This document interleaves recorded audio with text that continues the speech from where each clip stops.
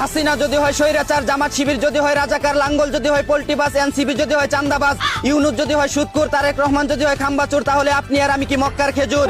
যখন বৃষ্টি হয় তখন 10 টাকার রিক্সা ভাড়া 50 টাকা নেই, 5 লিটার দুধের সাথে 2 লিটার পানি মিশিয়ে দেই। দেশে কোনো সংকট দেখলেই নিত্যপণ্যের দাম বাড়িয়ে দেই, ওজনে কম দিয়ে কাস্টমারের কাছ থেকে 1 টাকাও কম রাখি না। চেম্বারে রুগী আসলেই নানা ধরনের টেস্ট ধরিয়ে দেই। স্কুলের শিক্ষার্থীদের ঠিক মতো পড়াই না, কিন্তু প্রাইভেট না পড়লে পরীক্ষার খাতায় নাম্বার কম দেই।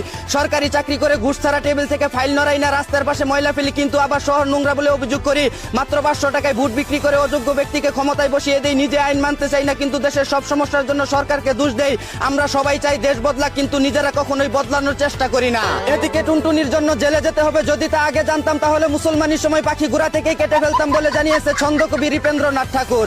অন্যদিকে আজ বিশ্ব বিড়াল দিবস। বাসর রাতে বাঘের মতো গিয়ে বিড়ালের মতো ফিরে আসা দুর্বল ভাইদের জানাই বিড়াল দিবসের শুভেচ্ছা।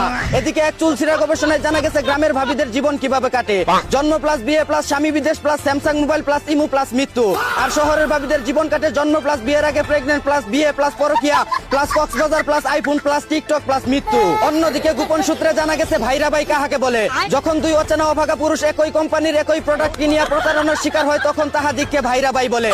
এদিকে রাষ্ট্রপতি পদে নির্বাচন করতে না পারলে সারা দেশে বিক্ষোভ মিছিল বের করবে ছাত্র